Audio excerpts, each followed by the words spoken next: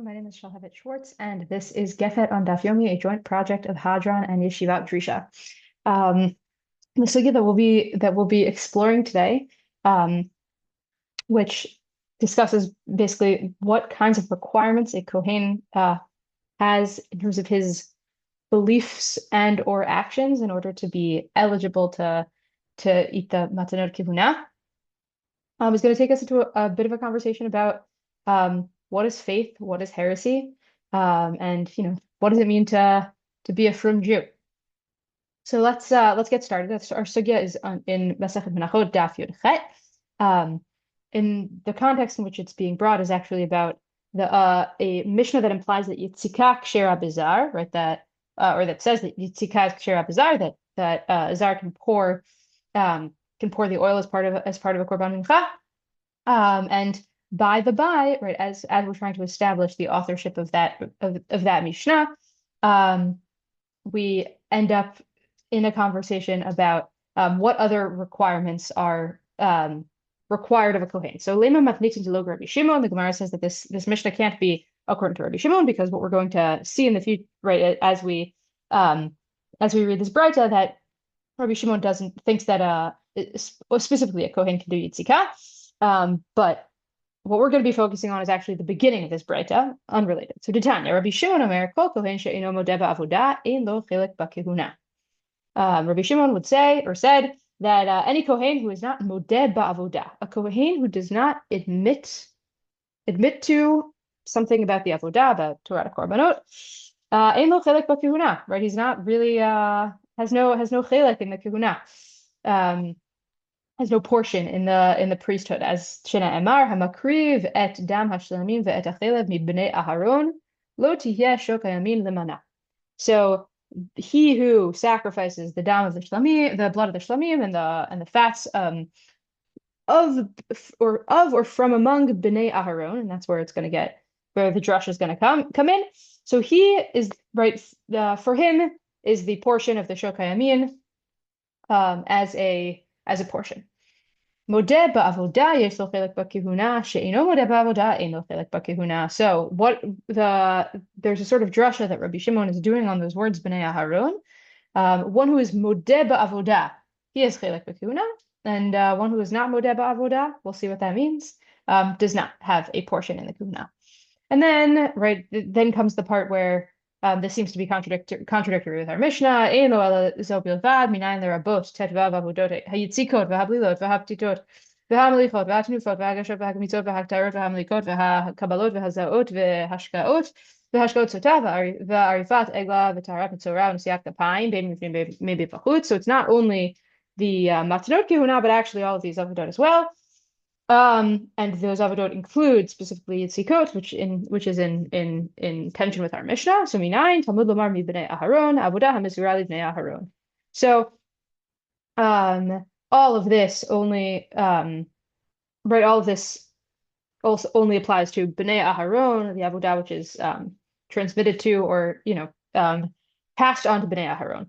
Kohen she'eino modeh ba ein lo chelek b'kehunah. And any Kohen who again, this phrase Kohen who is not modeh has no portion in the kehunah.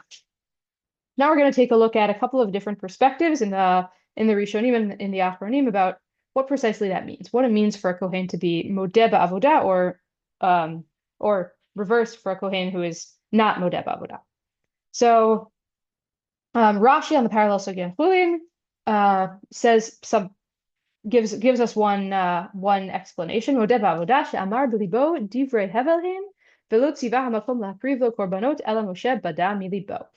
Rashi says a Kohen who is not modeh ba'avodah is a Kohen who thinks that the avodah, specifically the Torah korbanot, the korbanot themselves, are not min hashamayim. They don't come from God directly, and rather Moshe made them up himself. So a heretic with regard to specifically the mitzvot of the korbanot, someone who thinks that doesn't come directly from God. That's Rashi. And it's korban specific. It sort of might remind us of the Rambam famously in responding to a question of whether or not he was able to count a kara'i for a minyan. Basically said that the extent to which a kara'i can be can be counted depends not on his general faith more broadly, but on specifically whether or not he thinks that he believes in the kind of halakhic status of a minyan. And right, that on some level the Cohen, so there's a sort of parallel thing going on here, that on some level the Cohen himself, what in order to be able to do this avodat korbanot, he has to believe in it. And right, it's a local question of are you kind of on board ideologically and hashkafically with the sort of divine nature of the action that you're taking. So that's Rashi. It's on the one hand a kind of ideological question, right? And on some level we would have to know what's going on in the Kohen's in the inner reaches of the Kohen's mind or soul. But on the other hand, it's also a local question about how he relates to the specific avodah. So that's Rashi. The Meiri takes a kind of more general approach to what it means that eno modeh avodah, aval kohen she'eno modeh bahen, ela shelibo lo notel minut ein lo chelek bekehunah klal. So the Meiri says someone whose heart turns toward heresy, towards the doubts or the heresy here could be a little bit more general, right? It doesn't necessarily seem to imply, at least as far as the Meiri is saying, to avodat korbanot specifically, but could be a kind of general sense of a Cohen who doesn't believe in Torah min hashamayim, who doesn't believe in that God commanded us in the mitzvot more broadly, would not be eligible to eat these matanot kehunah, or ein lo chelek kehunah, according to Rabbi Shimon. Now the Ritva, right, he's responding to Rashi's Perush, and he offers a different perspective, in part based on the fact that he thinks that Rashi's notion of heresy is actually way more severe, right, and should have consequences that are more far-reaching than simple ineligibility to do the avodot in the Mishkan. Here is Rashi Zal, she'omer b'libo davar hevelhu v'lo tzivah makom la'akriv lo korbanot ela Moshe b'adav nidber. So first he brings us what's Rashi's Perush, that a Cohen she'eno modeh ba'avodah is someone who thinks that specifically the korbanot were not commanded directly by God and that Moshe made them up. V'lo nihira, this can't be, says the Ritva. V'lo nihira li, de'im kein mai ein lo chelek, hama chayev mita shekofer b'torah Moshe. Right? This isn't the ramifications of such a failure to believe should be much broader and more intense than mere ineligibility for bringing the korbanot. What does the Ritva say? He's chayav mita. He should be chayav mita. I think what the Meiri here seems to be referencing is that obviously a kofer is not chayav mita per se, but the din of lo ma'alin v'lo moridin, which is that, right, so that certain classes or categories of people are considered to be halakhically, one is not obligated or supposed to save their life if they fall into a pit, and this is the example there. But if they're kind of in a life-threatening situation, and heresy is one of the categories that is understood to be under that umbrella. So on some level, right, heresy, and if you don't believe, let's put it this way, that the entire Torah as we currently have it came directly from God, says the Ritva, then you're a bona fide heretic, and therefore should be chayav mita, not just ineligible for the kehunah or not a part of bnei acharon. Therefore, says the Ritva, must be that the eno modeh ba'avodah must be something much more minor. Elahachi perusho she'eno modeh b'miktzat avodot she'omer she'enam tzrichot ve'enam chova afal pi she'amra Moshe mipi hagvura enam la'akev kanal. So it's someone whose beliefs about the specific rules of the korbanot are a little off and a little bit not too imprecise, or someone who thinks that, sure, they came from God, I believe that, but I don't really think that I have to do them. I don't really think they're chova, they're not necessarily ma'akev. And right, so someone who denies particular details or requirements of the avodot, that's really what the Ritva thinks is a kohen she'eno modeh. And he's not a bona fide heretic. He's not now in the category of lo ma'alin v'lo moridim, but he is considered to be ein lo chelek kehunah. A real Cohen has to be someone who fully believes that all of the particulars and the particular details of the avodat korbanot are both divine and necessary and who kind of takes them upon himself in a serious way. That's the Ritva. And the final kind of approach within this kind of general category that we're going to look at is that of the Khatam Sofer, which is an interesting take based on this a famous machloket between the Ramban and the Rambam about korbanot in general. So as you might be familiar, there's a question within the Rambam and even perhaps an internal contradiction within the Rambam as to what is behind the halachot of the korbanot. And the Khatam Sofer starts by referring to how the Rambam frames it in Hilchot Me'ilah. So v'lulei divreihem hayiti omer hinei harambam sof Hilchot Me'ilah katav hakorbanot hem mehachukim she'inam gelurim lanu. Ma'areach nichoach menachot ruach le'akadosh baruch hu. So the Rambam in Hilchot Me'ilah, when he's trying to explain what the story is with the korbanot, he says that they fall under the umbrella category of chukim that we don't understand. Because why? Theologically, they make no sense, says the Rambam. Right, reach, nichoach, nachat ruach, does God care about eating steak? Like, God is incorporeal and has no needs. So why are we sacrificing physical animal or grain korbanot? And he says we don't understand, we don't know.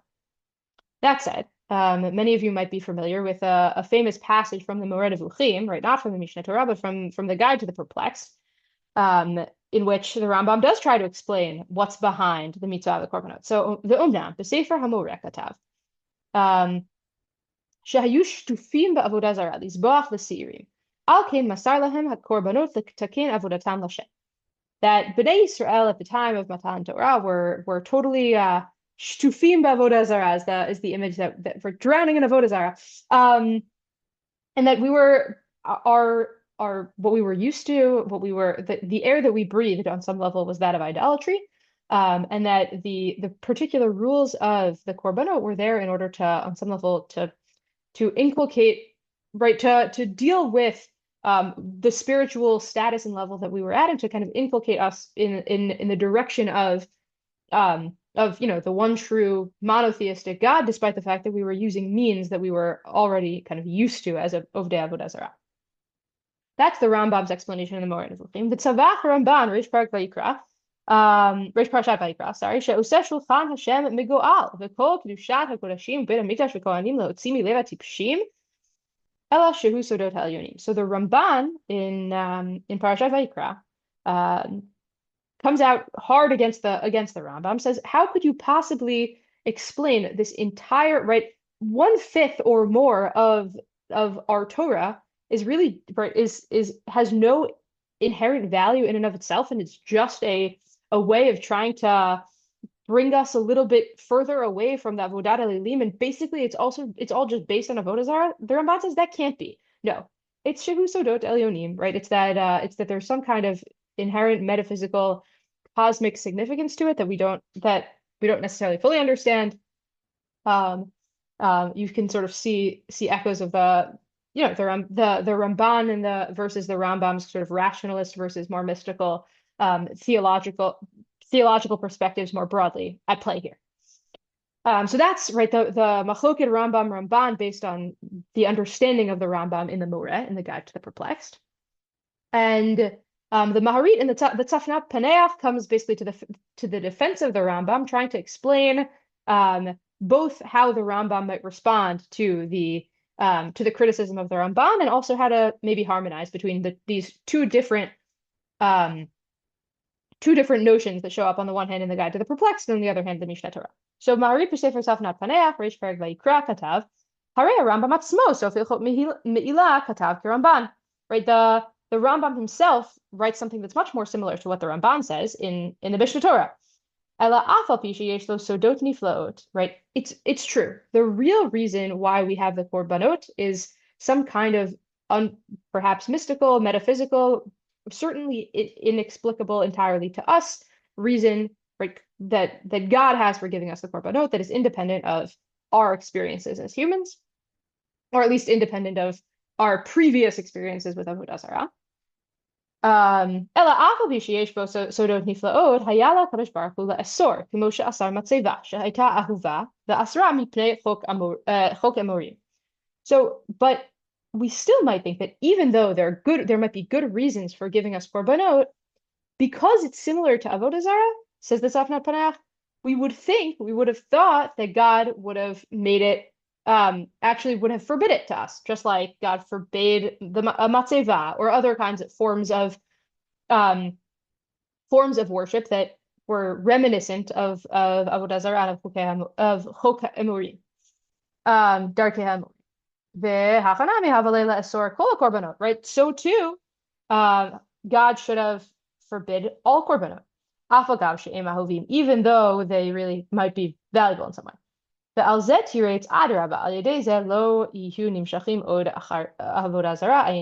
that's what the Rambam was responding to in the Moreh, the Guide to the Perplexed.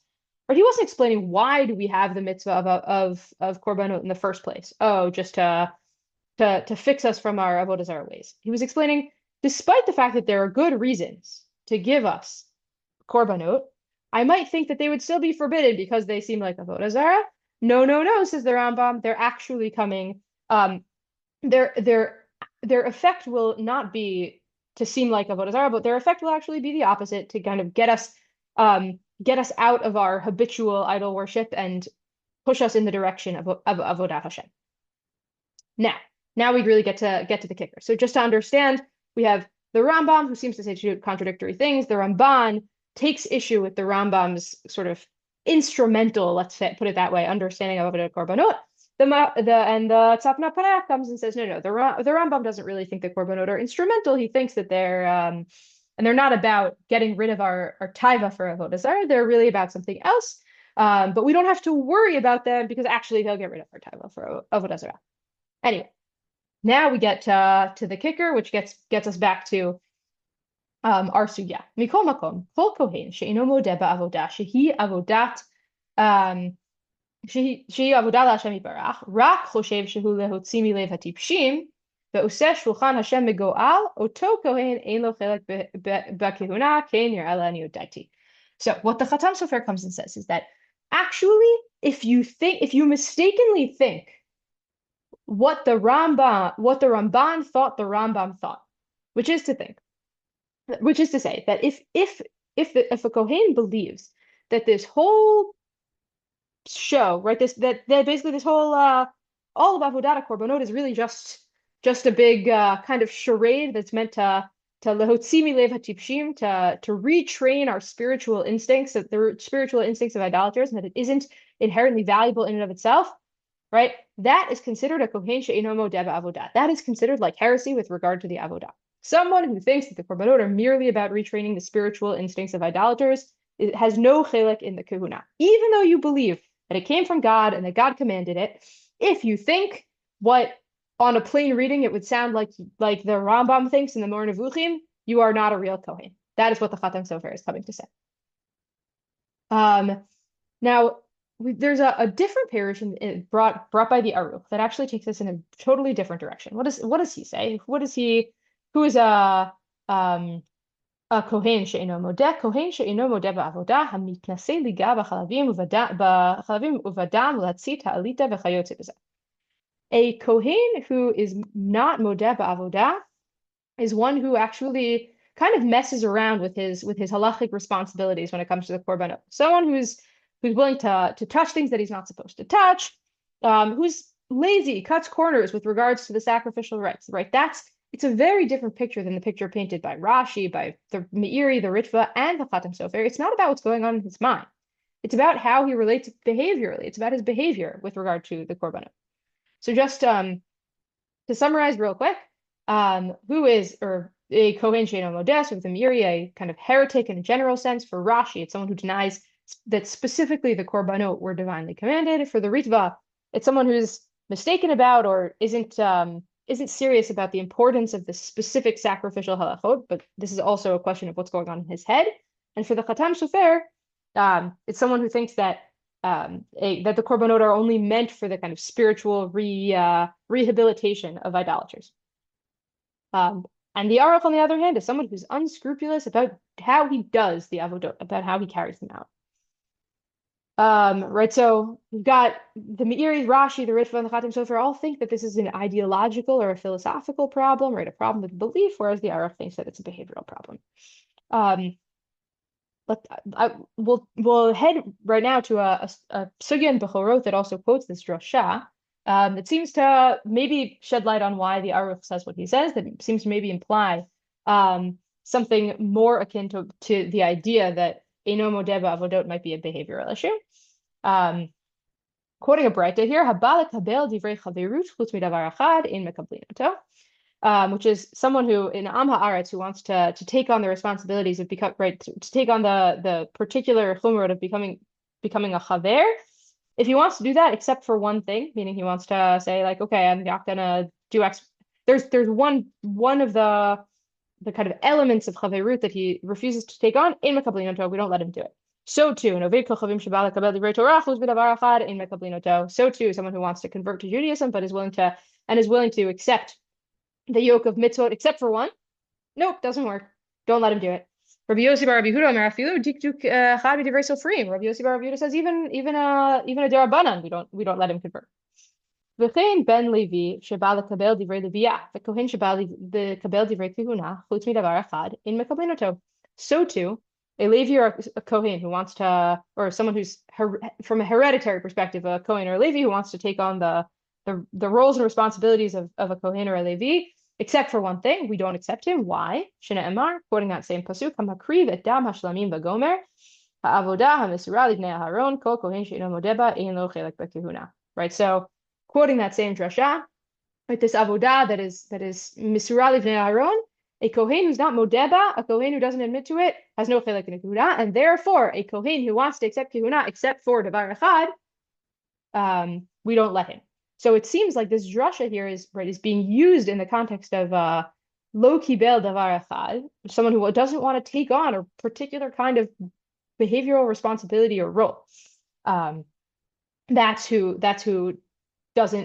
isn't permitted in, and that really looks like it's the explanation of the Aruch. Here, even Rashi explains it that way, right? Mashma she'yahei noheg kol din b'nei aharon, right? Only someone who behaves or who behaves with all of the dinei b'nei aharon, all of every rule or every law of b'nei aharon, lo tiyeh shokayamin lamana, right? For him will be the matanot kehunah. So Rashi here too is saying that it seems like it's referring to someone who practically cuts corners with some of the rules of the kehunah. So just to kind of look at how this plays out on at each kind of level of abstraction, right? The drasha on the words b'nei aharon. If I think like everyone except for the Aruch and right the Rashi and the Khatam Sofer and the Ritva and the Meiri, right? Who thinks in a way that is expected of b'nei aharon. That's what it means to be part of b'nei aharon. Whereas if I'm the Aruch or Rashi and Bechorot or the Gemara and Bechorot, someone who behaves like b'nei aharon. What do we mean by a priest who's not modeh? Are we referring to doubts or heresies, or are we referring to a failure to behave properly, failure to do what he's supposed to do? And ultimately, what is it that gives a priest the right to matanot kehunah, the right to the avodah? Right? Is it proper ideological commitments and beliefs, or is it halakhic punctiliousness, halakhic firmkeit?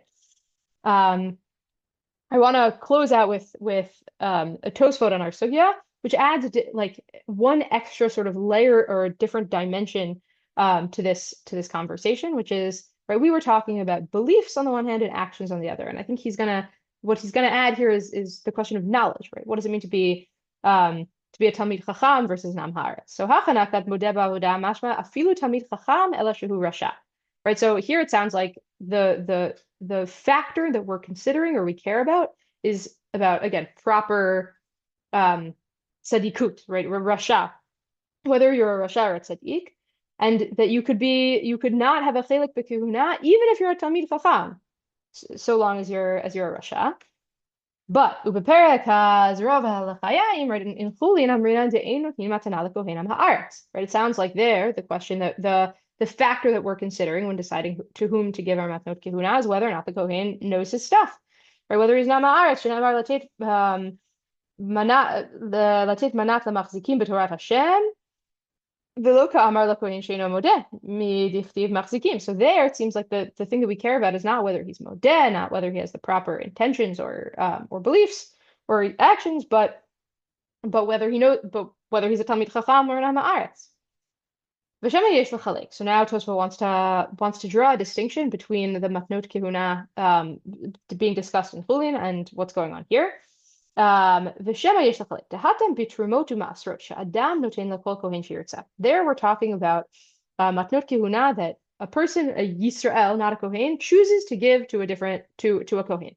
So he can give it to whoever he wants. And here we're talking about matanot kehunah that get given, right, that of the sort of public korbanot are given to that are evenly distributed to every Cohen family who's on duty that day. Right, and I might have thought that because they're being sort of evenly distributed, that we shouldn't necessarily care about their individual status or their individual tzadikut. Mishum l'chol b'nei aharon tihya ish ke'achiv, right? From again the fact that it says l'chol b'nei aharon tihya ish ke'achiv, right? Everyone's equal, it goes to everyone. Kamash malang prad ba'inan modeh ba'avodah. So the pasuk is coming to tell us, no. Even though, right, when it comes to my choice of who to give, right, then I gotta give to someone who's a serious person. I might have thought though that when it comes to the equally or distributed korbanot or matanot that are given to everyone, that maybe it wouldn't matter what the kind of moral spiritual status of these kohanim are. Kamash malan, that not only do we care about their moral and spiritual status more than we care about what they know, more than we care about whether they're a talmid chacham.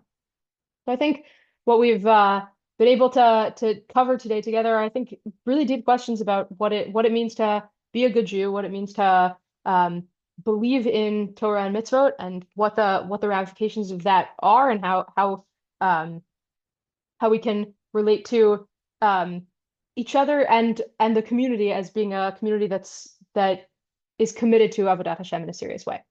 Thanks so much, and see you next week.